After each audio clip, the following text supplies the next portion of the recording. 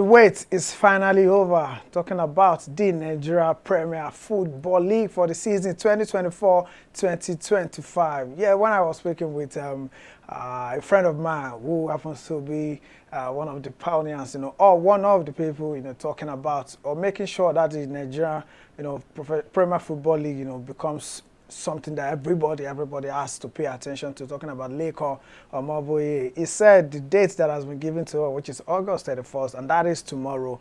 Tentatively, that is when the league will be starting. I mean, this is not the first time that we're hearing stories about league starting on so day and it gets to move forward. But I can guarantee you one thing, that the league is definitely starting tomorrow with the defending champions, talking about Enugu Rangers taking on the big boys. Yeah, I can call them big boys because they played in the CAF Confederation Cup, even though they got knocked out, of that particular one. Talking about El Kanemi Warriors, who just got promoted here to the league, to the Npfl for the year 2024-2025. They will be kicking off the league tomorrow, because Enugu Rangers wants to start the defending of their title with a victory, as the case may be, tomorrow. And of course, we will be previewing the Npfl 2025, I can call it Npfl 25. Yeah, that's the hashtag being used on social media today on the show, on the first half of the show. My name is Adeni Obafemi Falana. If you are a Real Madrid fan, I'm begging you at this particular moment, be careful how you walk around, because people lost money yesterday. If you know what that means, but if you don't know, don't worry. You don't need any explanation regarding that. I won't be doing the show alone today. It's Friday. It's a preview show where we preview all the sporting actions that will be happening this weekend. Talking about our very own league, as well as the foreign league, the English Premier League, Spanish La Liga, Italian Serie A, French Ligue 1, as well as German Bundesliga. I won't be doing this alone today. I'm with a gentleman. Yeah, I can call him a gentleman. I don't know if he's a father of one wife or a man of one wife. He's not married yet. But what I know that he's married currently to is football. And he is the media person for Ikorodu City. Talking about Samuel Bamisebi. Yeah, I got the name correctly, right? The surname. Bamisebi. Bamisebi. Yeah. Oh, I have a friend, Dayo Moshebi. So I just use Moshebi. Okay. Bamisebi. Yeah, that's right. Well, I didn't pass Yoruba. Shame on me, by the way. Shame on me. How are you doing, Samuel? Absolutely fantastic to be here, Femi. I mean, we're looking forward to the start of the league, and it is exciting because it looks like we might have something that has been not happening for a long time. Having the league start at the specific date. And I can tell you for a fact that there have been battles behind for the league not to start actually tomorrow. But as it stands, I think the league organizers are quite adamant on it that the league has to start tomorrow. So as the case may be, the way we see it now, the league is starting tomorrow. And I think there's a lot to look forward to. Definitely, there's a lot to look forward to. I mean, the 2024 Npfl season, served us a lot of exciting moments, And for the first time in we pray for improvement every year, for the league. And I can tell you for a fact that last season we actually had, a lot of content, on our faces, and the players, even themselves, embraced, the noise around them. That people want to see you guys, and if we see you, we can make a case for you that this boy coming from Germany that is playing for this white is not better than this person playing in Nigeria League. That is all we ask for, because I don't want to say we are tired of the boys from Europe not doing anything. So it doesn't look like we are not commending them for their effort. Maybe that's a good place to start from. I don't know whether you heard the news that the NFF, they've not, the coach Bruno Labbadia hasn't really put pen to paper before they announced him. I mean, this is not the first time that, if that's the case, this is not the first time that this is happening with our football. No, one thing is certain, they have an agreement in place already. Verbal agreement. Verbal agreement, and it must just have been a case of jumping the gun a little bit. He was probably supposed to arrive and then put pen to paper, but feel okay, so we have sealed everything. He's just supposed to come and sign. Let's go ahead and announce. I don't want to make a fuss out of it, really. I just want them to come, because in about 2 weeks now, in fact, next week the players will be coming to camp. Yeah. I mean, our first game 2 weeks is the game on the 7th. Yeah. Against the Benin Republic. That's right. And we are expecting that this man. We hope there's nothing that is going to stop this man from taking over. That's not the kind of start we want to even have, because there's a lot of pressure on the Super Eagles already. Sure. So he needs to even come and deliver from the start. If not, other areas of disturbance can cause problem for the Super Eagles. So he needs to be able to just come in, meet the team that he did not select, but get it to work. I like that, the team that he did not select, And I think we had similar case, with Jose Pacero.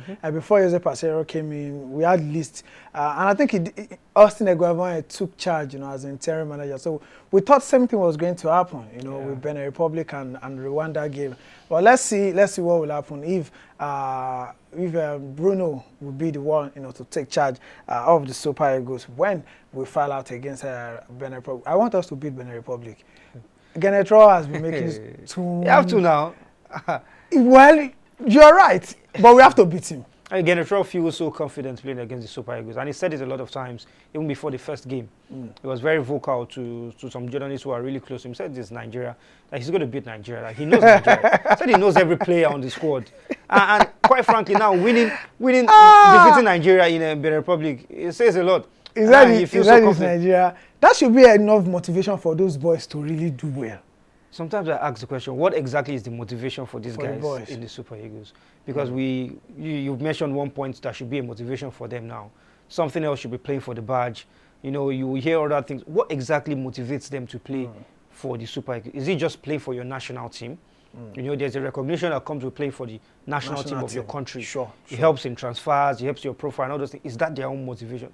I'm not in their head, but I'm sure it's a lot of things. But I just feel like it could be better from some of them. From some of them. It could be better. Starting with the fact that they need to get that motivation. I don't know where they want to get it from.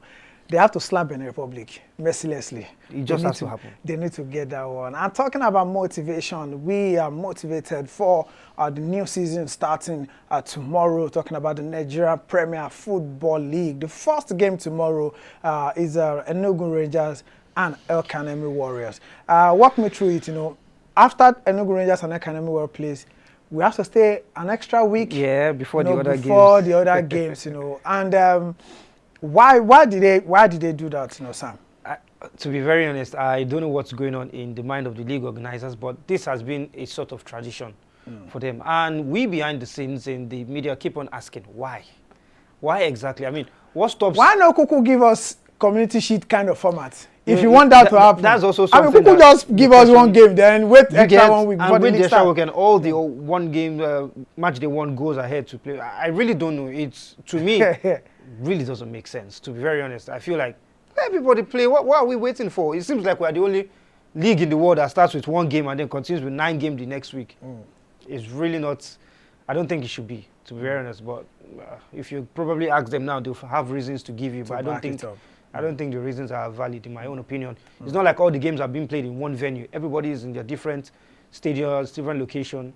It should work. It's not rocket science. It's not rocket science. It should work. Of course, that's the fixture on your screen. Academy Warriors playing against the Rangers in Nnamdi Azikiwe Stadium at Enugu. 4 p.m. That is when the game will kick off.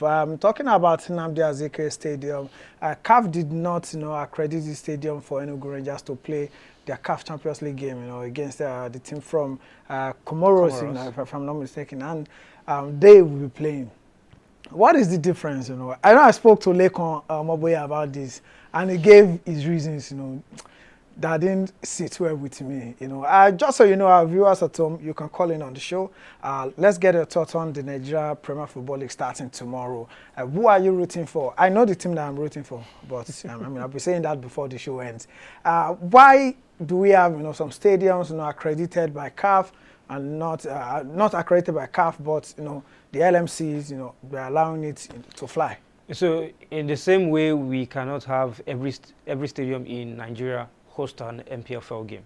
Okay. There's a benchmark for all of this organization. In fact, I feel like the benchmark for the Npfl needs to go up because we have some really terrible stadia in the country, and it's really bad. But CAF has their standards. Sure. And for a body like CAF, they are somehow on the same wavelength in terms of organization with UEFA. So standards have to be upright. Sure. Facilities have to be upright. Now, the Cathedral doesn't meet a lot of those criteria. And it is called Cathedral. I mean, there's a lot of renovation. I mean, they call it Cathedral. No.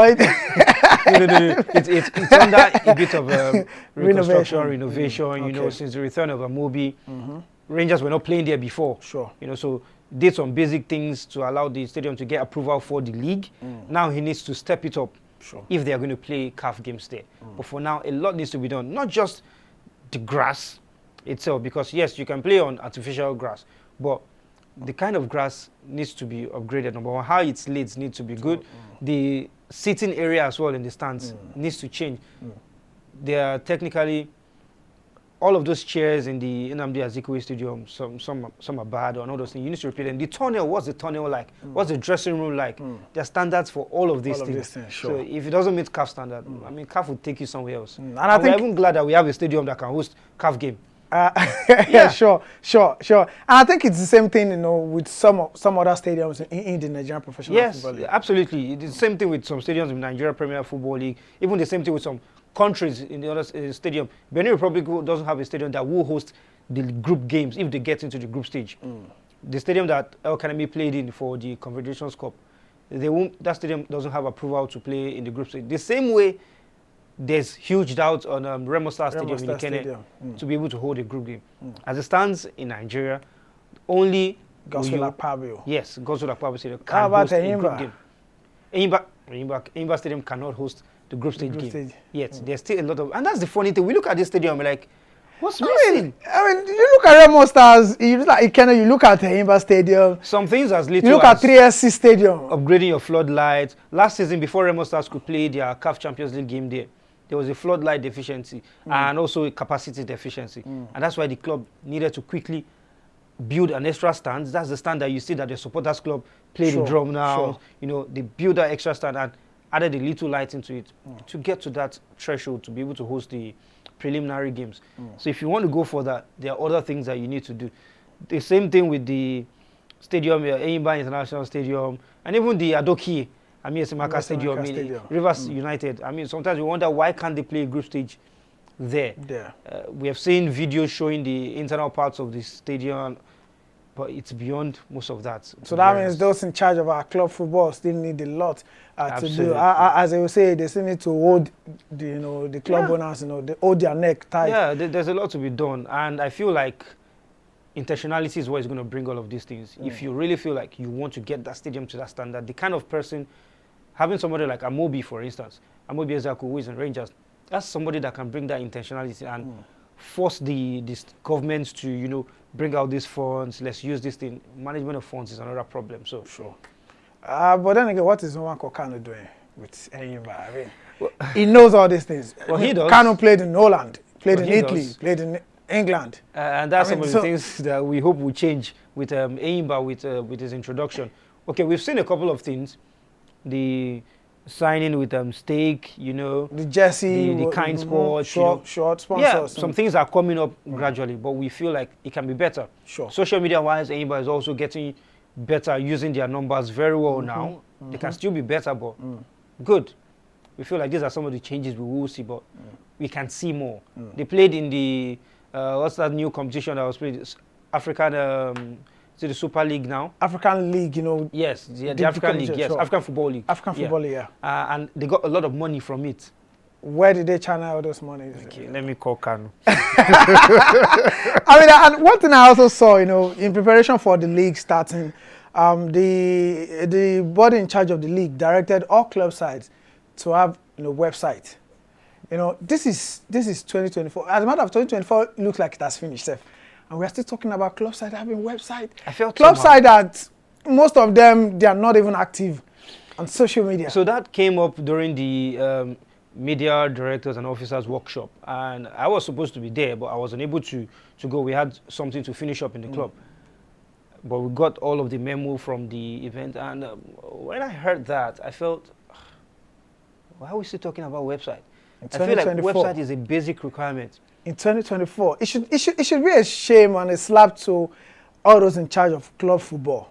To every club that doesn't have a website, I think that's that means kind of adjective to describe it. I can't find.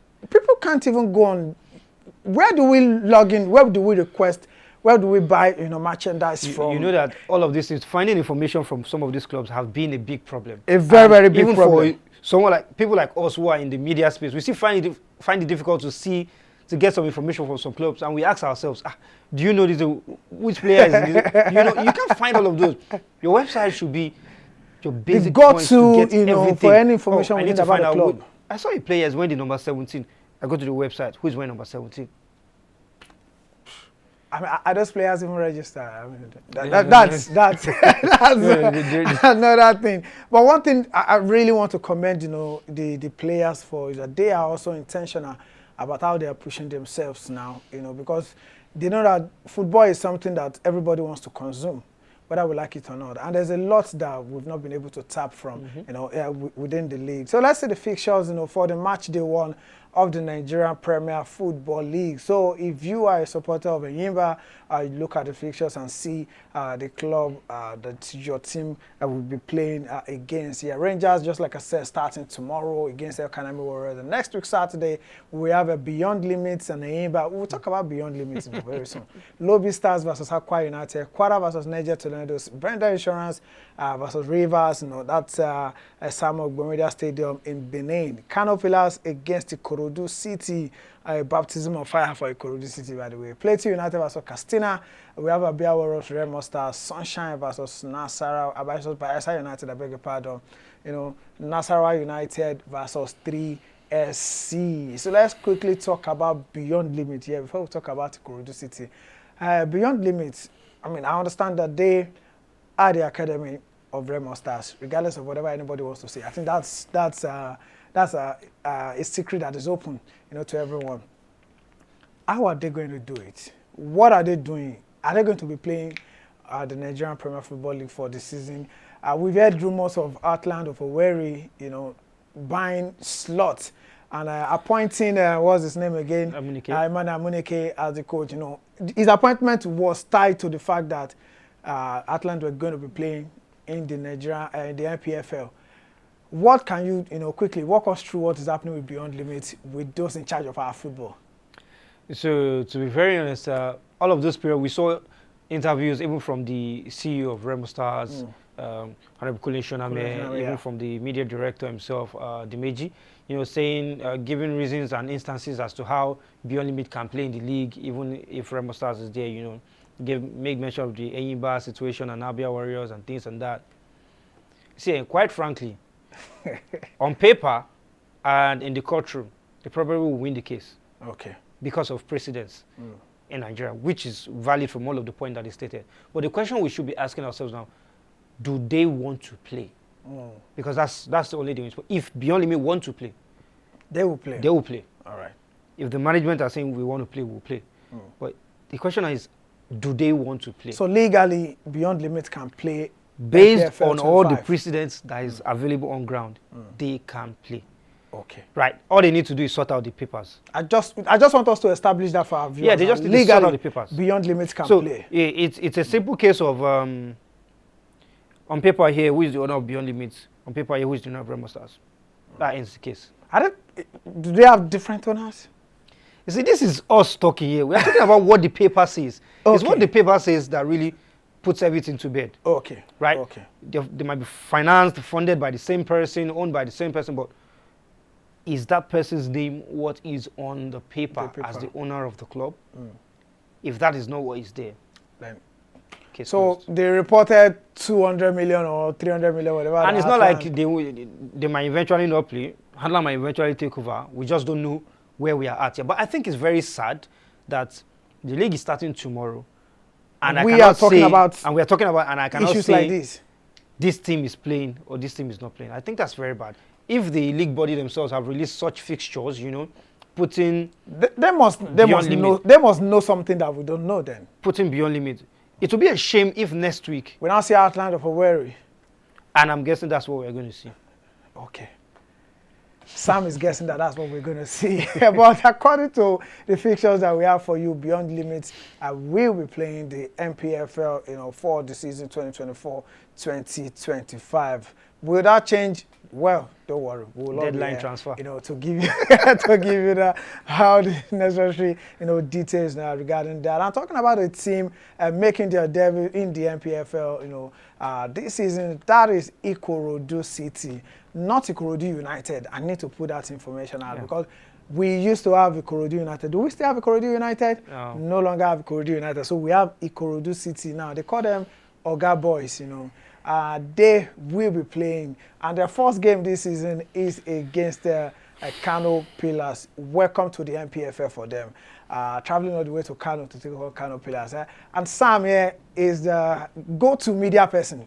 Anything in Ikorodu City, Sam is the go-to person, and he's on the show with us today. Sam, walk us through Ikorodu City, the journey, how we started, how you guys got to where you are today. So like one of our directors would like to say, Toby Adipoji said the idea of the club started in one room. Just discussing, and it came up. Okay. Asked I mean, themselves. Facebook started in one room also. Exactly. So it came up, and they decided to do it in a rush in January 2022. Because I also remember the day I got the call from them saying, wow, come on, we want to do this thing, but we need somebody in the media, to come and head the media, all of the media thing. And when proposals for a new brand comes out, it's always like, we just need you to do this and do this. But if you're somebody who is a visionary, Sure. That is not just do this. Because when you just do this and do this, it speaks badly of your own work because you're not doing enough. Right? So I knew it was always going to be bigger.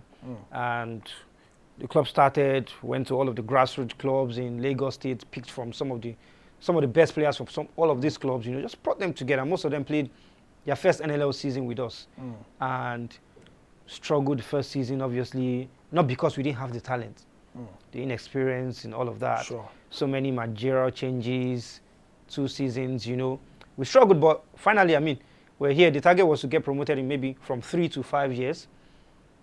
This is in 2 years.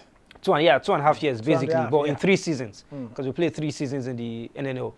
Battle relegation for the 2 seasons, and that's why Kano is not a journey that scares us, because that's where we went to for the relegation playoff, last season. So it's more like going to another familiar ground for us, and we had a lot of joy playing there. We had a lot of love. The only difference now is they're coming to play against their own team there. But Kano is a place that has fans that if you play good football, they will support you. It's almost Even like their Lagos. own team. Yes, if you play against their home team and you play good football, they'll support you. It's just like Lagos, So we're not scared of going there, but to achieve what we wanted to do in 3 years, under 2.5 years, gives us a lot of encouragement to really work hard. But now, there's a lot more work to be done. How were you able to, attract sponsors? Because when I see the jerseys for Ikorodu City and I see their backdrop, whenever, lot of sponsors that I can't mention their name on there, on the jersey. How were you able? Because it is very difficult, a new brand walking into a particular ecosystem and, hey, come and support us. It's always difficult, to do that. What did you guys sell to them, that made them say, okay, we can jump on this exciting project? For branding, we have some of the best social media men on the board of directors for Ikorodu City, and one of the things that brands always want to see is numbers, visibility. How can they get all of this? If you're able to put all of that very well on paper, you'll get somebody. Sure. So even though we started with small brand in quotes, not like they're small, but in that first season, the monetary value was not it for us then. It was more of being able to even attract somebody, which we did before we even kicked the ball, But we know that to attract more brands, you need to hit deliverables. So we're always intentional about our branding, our packaging, Content, how do we get this content, the kind of content, everything has to be top. Even doing some things are basic, but in this ecosystem, in this Nigeria, they're seen as, oh wow, because they don't see it often. Sure. So first thing is to hit people at that point where they're like, oh wow, we've not seen it. Okay, now this makes sense, right? And then going on, we relate to our sponsors a lot. We tell them, oh, this is what we've been able to do. We give like mid-season reports. We go back, we give them like end of the season report. This is what we've been able to achieve. We'll do some branding, package some stuff for them. And when some of them see, they're like, okay, I like that. One of the CEO of one of our sponsors said, he really doesn't. He has really not seen a brand come back to give a report of what they did for them in terms of sponsorship. Because most times they just, okay, we've agreed the sponsorship, we know we get visibility, okay, fine. They just signed the deal and it's gone. But here, we see your work on social media and you still ask for opportunity to come to our office to relate with us, show us what you've done. It just makes them feel like they're really a good part of the club and makes them want to do more. So being able to get all these engagements, packaging, the league is a brand. Everybody in this league is a brand. You must sell yourself properly. Definitely, definitely. Just before we go on the break, what are your, what are you projecting? Well, what are you going to tell the viewers out there about Ikorodu City? What are the projections for this season? Top 4, it is possible. I mean, win the league, top 4, make sure you stay afloat, don't get relegated, Well, nothing's impossible. Sure. Like our coach will say, we want to take every game one step at a time, go to win every game. But overall, to be sincere, our goal is to stay afloat this season. Any other thing that comes, great. We stay in the league, super. And you have the players to help you do that. Well, so far, we've gotten all of the best young players that we can get. And those are the people we want to use to persecute the league. A lot of them will be playing their first season in the Npfl. All right, thank you very much for that. So we'll go on a very quick break. Don't worry, Sam is still here, to talk to us, not just Npfl alone. Of course, he can also talk about, other sports and other leagues, around the world. We'll be going on a very quick break and serve you the highlights of a particular man that I thought was going to give Novak Djokovic a run for his money if they meet in the final of the US Open. Talking about Carlos Alcaraz, who was demolished, earlier as of today, at the US Open. Enjoy the highlight. We'll be right back.